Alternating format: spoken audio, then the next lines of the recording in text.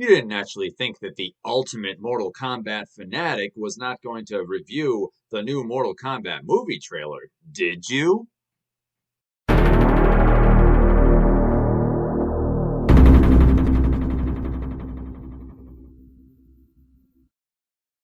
But of course, everybody, you can bet your bottom dollar that I know what today is. Today is the day when the brand spanking new trailer for the brand spanking new Mortal Kombat movie officially hits the internet. And it is a beautiful snowy day outside here in New York. It seems like a lot of good stuff has been coming with the snow this winter. At AEW Winter is Coming, Sting arrived. I believe it was also snowing when Luke Skywalker showed up on The Mandalorian. And now here, as the snow falls and piles up on the ground, we have the trailer for a movie based on a video game that stars, among other characters, an icy cold Lin Kuei warrior who goes by the name of Sub-Zero. All right, everybody, the time has come. Let us now tune in and check this trailer out. Let the Mortal Kombat movie trailer begin! All right. The following restricted preview has been approved for appropriate audiences by the Motion Picture Association of America. Oh, just the Motion Picture Association, no more of America. All right, then. As you can see, it's Red Band. Yeah, baby. That means we are going to see some M for mature material, folks. All right. Here we go. Been waiting a long time for this. First learned about this 7 years ago. On a mission in Brazil to capture a wanted fugitive. When we got there, it tore through our unit in seconds.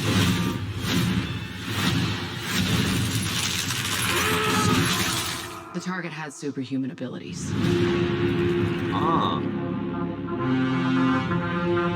It had the same marking you do, Cole. It's a birthmark. What do you mean? He was born with it. It's not a birthmark, Cole. It means you've been chosen. Throughout history, different cultures all over the world reference a great tournament of champions. That dragon marking? I think it's an invitation to fight for something known.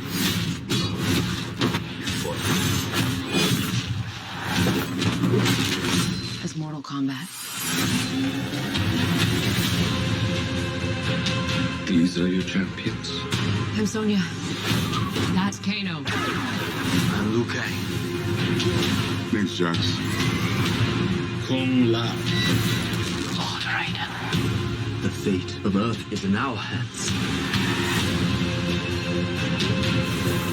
No matter how many of my people you put in the ground, We will not fail. kill them.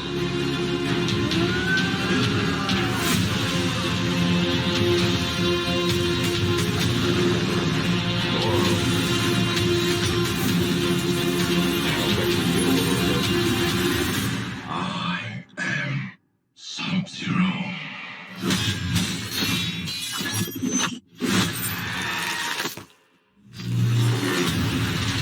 Oh, nice move.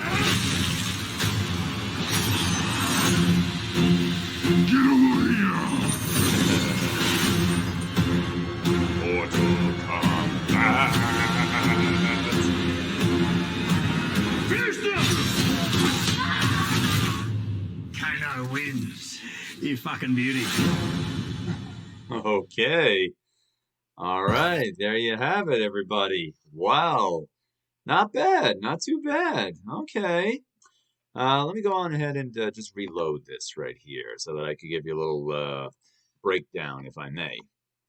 Well, first of all, Makad Brooks does look good as Jax.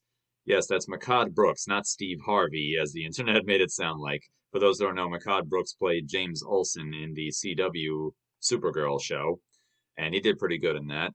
And so now here he is as Jax. And right here, It seems that the fugitive that he and Sonya Blade were hunting down was none other than Bihan himself, Sub-Zero, who appears to be wearing black or gray armor for his uniform rather than the traditional black and blue robes to ninja tunic, Lin Kuei tunic, excuse me. All right, well, no problem, But Sub-Zero is the one that they're going after, not Kano. Very interesting. Well, right there, though, and judging by other parts of this trailer too, it appears that our boy Sub-Zero is getting a lot more exposure. He's getting featured a lot more prominently here. Sub-Zero and Scorpion have always been popular characters in the Mortal Kombat video game franchise, but when it came to the movies and TV shows, they were like almost B or C level supporting characters to the point where they're barely there. You want to see more of them, but instead they keep on focusing on the Liu Kangs and the Johnny Cages of the world and stuff like that. But no, it looks like he's getting a very much front and center role right here. That's cool. And also, we now see that it was Sub-Zero, not Ermac, who is responsible for the destruction of Jax's organic arms, necessitating Jax to get the metallic arms, the cybernetic arms, the bionic arms, whatever term you want to use. On the one hand, I say, oh, all right, that's cool. I mean, you gotta, no pun intended, because it has involved Sub-Zero. On the one hand, I say that's cool. You're using Sub-Zero very well. He actually feels like he has some sort of consequence in this Mortal Kombat movie, whereas in all the other properties, he's just kind of there. He's just another thug for the heroes to fight. But no, here, his presence actually seems to matter and make a difference. On the other hand, and this is just the hardcore Mortal Kombat fan in me, it makes me feel that at this point in time, it won't be very long until everybody slowly but steadily forgets the original means of which Jax had gotten his robotic arms. For those that don't know what I'm talking about, in the video games, in the original timeline of the video games, it had been established that Jax gets his robotic arms by outfitting his ordinary arms with those cybernetic enhancements. He doesn't have his arms blown off in combat or anything like that. He either, depending on which side you read, he either has his organic arms replaced with the metallic ones, or he just outfits his organic arms with the metallic ones, just like in Mortal Kombat Annihilation. Meaning he could essentially take them off whenever he's not fighting and then go back to just using his regular arms. Now, that was the original story, but I could understand why that might not seem like as much of a crowd pleaser for some as, say, this. Yeah, a lot more memorable. Instead of it just being, well, I decided to put some cybernetic enhancements over my arm so that I could be that much more stronger for the oncoming Outworld invasion. Instead, the the producers of both now the games and the current Mortal Kombat timeline, as well as a large portion of the fan base, would much rather prefer the story go along the lines of something like that. So, I mean, whatever floats your boat, I guess, but before long, the revised version is the one that becomes the sole canon, it seems. But okay, so be it. But again, I like the fact that it's Sub-Zero who's responsible for it, not just I mean, nothing wrong with Ermac, but Sub-Zero is, very popular. But in recent years, he's sort of become like a punching bag for a lot of the other combatants, especially Scorpion. And of course, we all know why. But let's continue on here. The target has superhuman abilities. Understatement of the decade, Miss Blade. It had the same marking you do, Cole. Cole Young having the dragon symbol as his birthmark, to which Jax rebuffs that it is not a birthmark, it's a mark of being chosen. This is going to sound funny, but the first thing that came to mind was Mortal Kombat Annihilation, when the combatants had that certain tattoo on them, which indicated either that they were of a particular family, like Raiden, when in his case, when he had it, as well as when Cyrax and Melina had it, but it was just a temporary pass for them as they did not share any sort of mystical bloodline. That was the first thing that came to mind for me, but of course it could just mean, you are part of the Chosen. Now, this is the new character that I've been hearing about, Cole Young. And now, given that we just saw Sub-Zero and that they're going to Cole Young... It's a birthmark. What do you mean? He was born with it. It's not a birthmark, Cole. And being that Cole Young does seem to be of Oriental heritage, I am now even more convinced than I was before that Cole Young might be a somewhat Americanized version. It's meant to be a somewhat Americanized version of Kuai Liang. I'm thinking that this Cole Young is in fact the younger brother of Sub-Zero, but just as far as this story goes, not yet revealed to be such. Means you've been chosen. He is a chosen one. Throughout history, different cultures all over the world. That looks like the great Kung Lao right there after he successfully defeated Shang Tsung and became the new Mortal Kombat champion. Reference a great tournament of champions. Great. So, A dragon marking? here we go with Hanzo Hasashi. I think it's an invitation to fight for something known. It's a little bit older here. I think both Hanzo Hasashi and Bihan were about 32 when the events of MK1 happened. As Mortal Kombat. He could be. He probably is meant to be about 32 or so, but his life as a ninja has left him looking very, weather beaten and haggard and stuff. It's anything but an easy life to be a ninja and an assassin. These are your champions. I'm Sonya. Sonya looks That's good. Kano.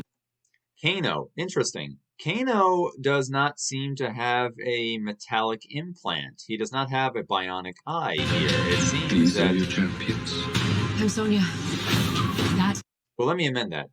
He does, apparently, he either doesn't have a bionic eye, he's able to just shoot the laser beam, the optic blast, if you will, right from his ordinary organic eye, or he does have a bionic eye, but it's more, he does have a bionic implant, but it's underneath his skin, so that on the surface, it looks like he has an ordinary face, but it's probably tucked into where the orbital bone is, where the socket is, so that we can't see it. That's an interesting twist right there. Kano. I'm Liu Kang. Liu Kang looks good. His white tunic kind of makes him look like Ryu from Street Fighter, ironically. Combine that with the red headband and, whew, there you go. He looks good. Jax. Jax, of course, looks good. Those metallic arms of his look pretty darn good right there, I must say. Kung Lao looks good. Kung Lao.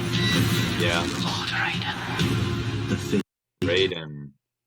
At first glance, Raiden almost reminds me of Tamira Morrison right there, but I don't remember the name of the actor who was playing him here, but he looks pretty cool. Of Earth is in our hands. Yes. Raiden. The fate of Earth is in our hands.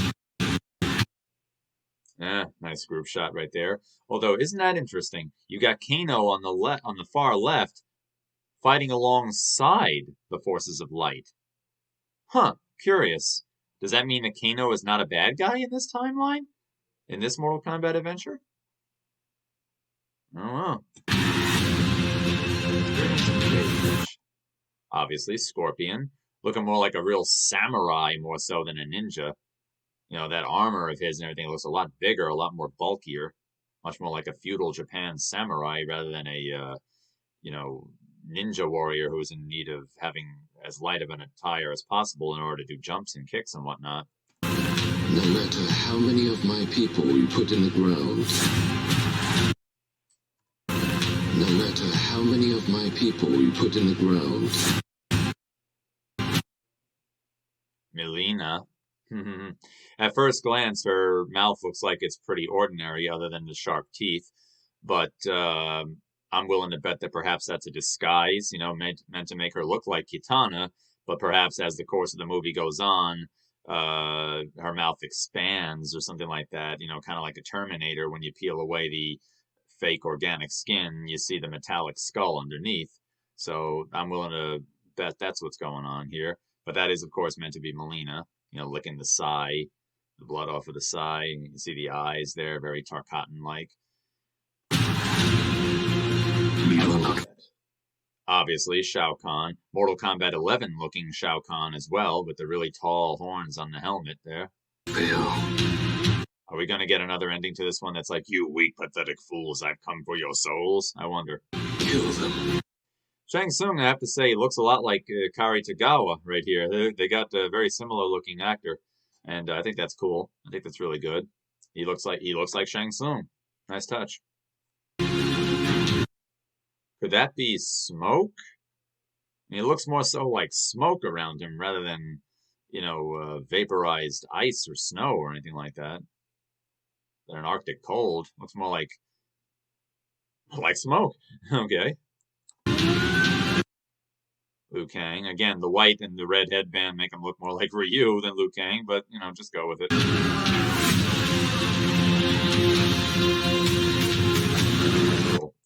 Goro looks good. Goro looks really cool here. Who's that he's fighting, I wonder? Is that the Great Kung Lao, or is that somebody else entirely? Is that Johnny Cage, maybe? Or could it be Cole Young?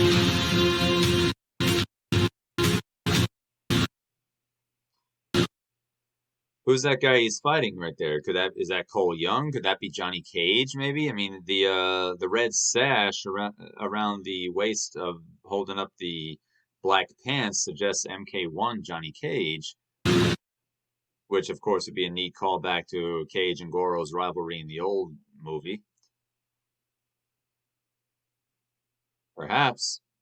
But either way, Goro himself looks really good. Again, that looks like MK11 Goro right there, the way he was depicted in Kung Lao's ending. Sub-Zero.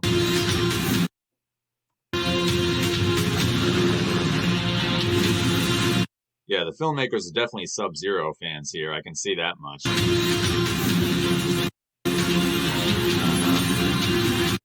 Here we go. I am Sub-Zero.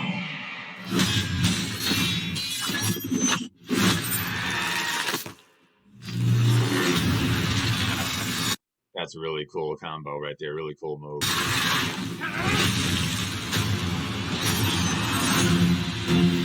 Get over here! Doesn't get much cooler than that. Get over here! Is that Cole in the background right there? So maybe that was Cole that was fighting Goro a moment ago. See right here? That looks like Cole, perhaps. So maybe there's a little 2-on-1 action going on.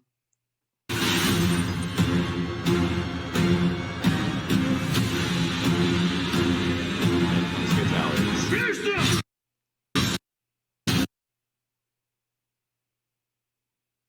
Oh.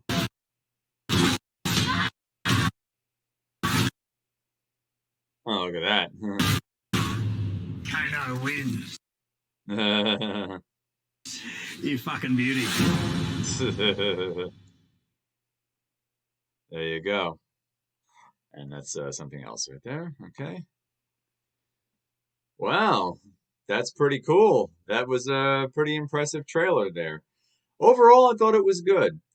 The one thing, I don't know if it's just my monitor, but the one thing that I was a little less than enthused about was there's not a whole lot of color in this.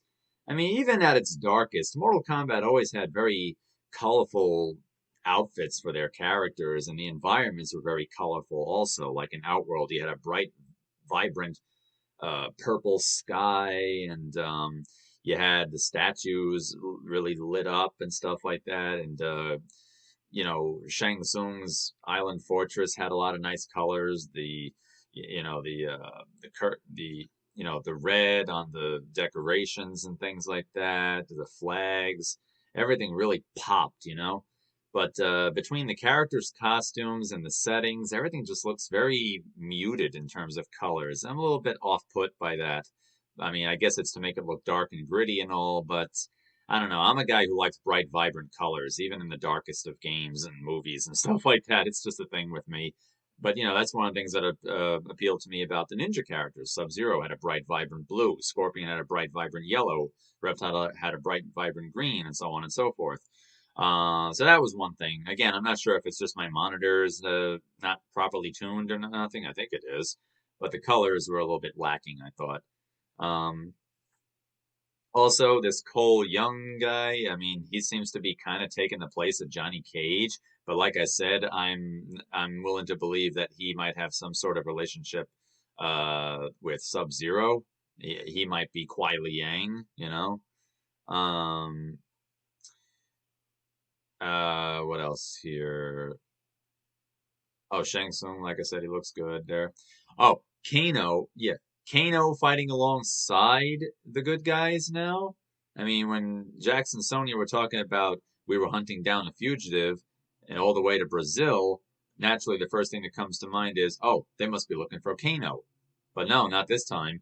It seems like the special forces don't have a beef with the Black Dragon, if the Black Dragon even exists in this movie. It seems that they're more interested in the Lin Kuei, which is kind of an interesting little twist for Mortal Kombat fans, especially the long-running Mortal Kombat fans like myself. This shakes up a bit of what we know about the series thus far. So I'm intrigued to see where it goes from here. I'm not going to be such a stooge about it, like, oh, they're not following everything to a T. I mean, not even the original movie followed everything to a T. Matter of fact, the original movie, I'd say, contributed more to the lore of the games as they went on, adding things like, Raiden having long white hair and Kano being Australian and so forth. That's another thing, too. Raiden didn't have any hair here. He looked like he was bald. So, which actually kind of is a little bit more in line with how the character was originally conceived. Because if you look at the bio of Raiden in Mortal Kombat 1, it says hair either black or hair none or something like that, but it certainly wasn't long white. So that's more like a return to form for those who remember before the original movie. So it's like, okay, interesting. But yeah, I mean, I'm definitely intrigued. I'm glad we finally got it because I felt like we were waiting a very long time. When we didn't see a trailer during the Super Bowl, I began to get a little nervous that, okay, are we ever going to see a trailer here? I mean, April is going to be here before you know it, so what the hey? But yeah, overall, I'm intrigued about where this is going to go, and I'm excited to see how it's going to play out. It's Mortal Kombat, the 2021 movie, and you've seen my reaction here on the Dan channel. I'm DWC, Daniel William Clark, the ultimate Mortal Kombat fanatic, now and always saying thank you. Enjoy the movie when it comes out, and most importantly, remember the words of Raiden. There is no knowledge that is not power. Be safe, be well, and God bless.